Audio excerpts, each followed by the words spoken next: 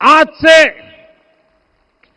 190 साल पहले 190 साल पहले साल 1835 में 1835 में मैकाले नाम के एक अंग्रेज ने भारत को अपनी जड़ों से उखाड़ने के बीज बोए थे।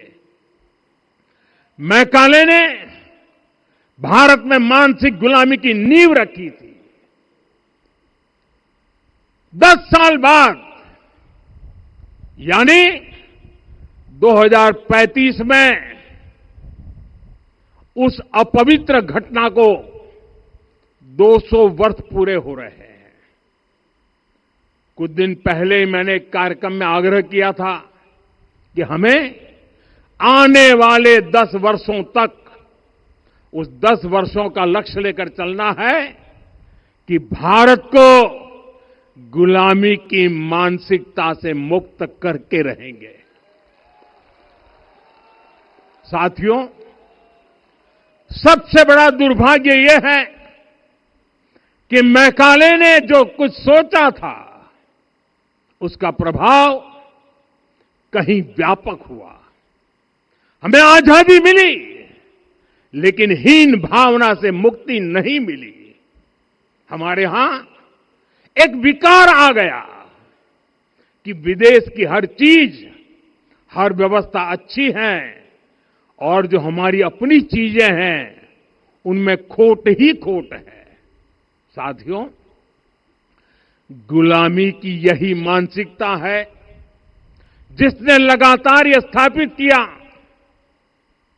हमने विदेशों से लोकतंत्र लिया।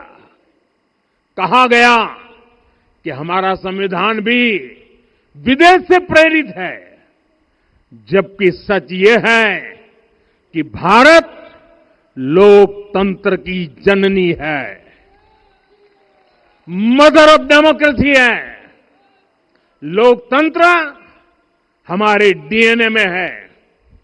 साथियों, अगर आप तमिलनाडु जाएंगे तो तमिलनाडु के उत्तरी हिस्से में उत्तीर मेरूर गांव है। वहां हजारों वर्ष पहले का एक शिलालेख है।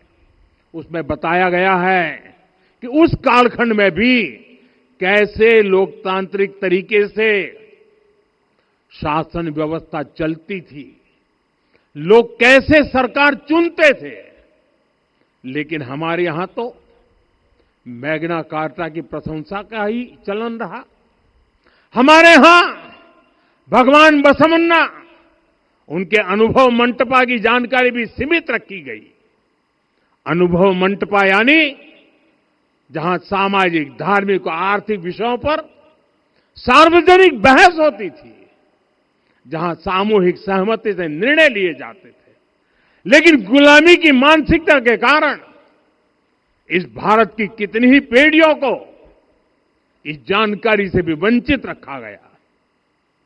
साथियों, हमारी व्यवस्था के हर कोने में गुलामी की इस मानसिकता ने डेरा डाला हुआ था। अब याद करिए, भारतीय नौसेना का ध्वज सदियों तक उस ध्वज पर ऐसे प्रतीक बने रहे जिनका हमारी सभ्यता, हमारी शक्ति, हमारी विरासत से कोई संबंध नहीं था।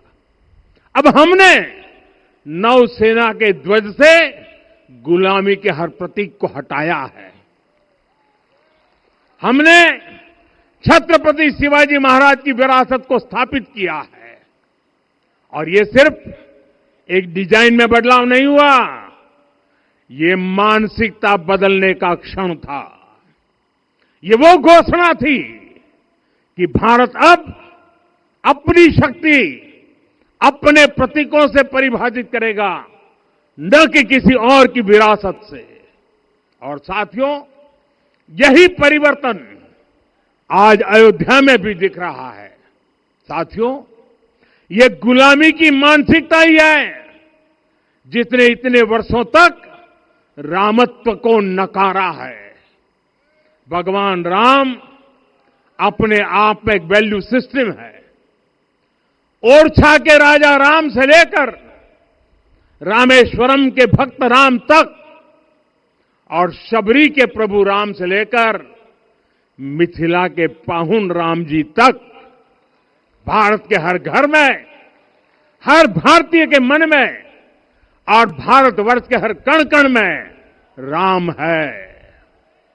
लेकिन गुलामी की मानसिकता इतनी हावी हो गई कि प्रभु राम को भी काल्पनिक घोषित किया जाने लगा।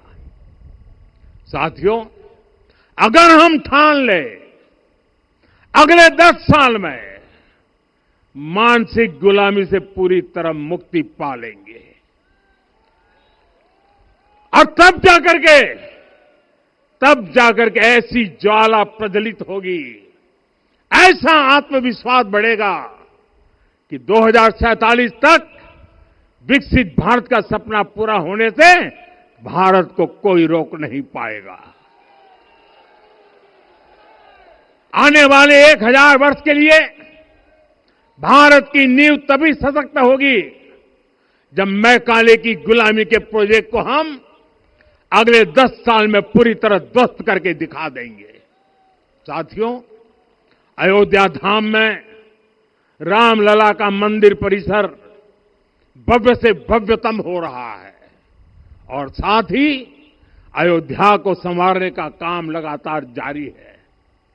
आज अयोध्या फिर से वह नगरी बन रही है जो दुनिया के लिए उदाहरण बनेगी। त्रेता युग की अयोध्या ने मानवता को नीति दी। 21वीं सदी की अयोध्या मानवता को विकास का नया मॉडल दे रही है। तब अयोध्या मर्यादा का केंद्र थी, अब अयोध्या विकसित भारत का मेरुदंड बनकर उभर रही है।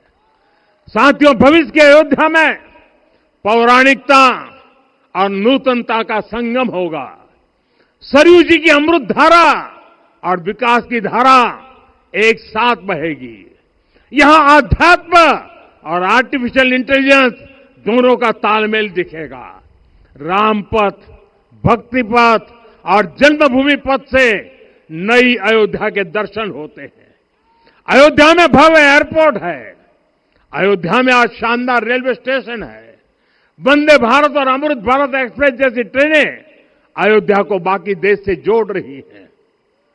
अयोध्या वासियों को सुविधाएं मिले, उनके जीवन में समृद्धि आए, इसके लिए निरंतर काम चल रहा है। साथियों, जब से प्राण प्रतिष्ठा हुई है तब से लेकर आज तक करीब करीब 45 करोड़ श्रद्धालु यहां दर्शन के लिए आ चुके हैं। ये वो पवित्र भूमि है जहां 45 करोड़ लोगों के चरण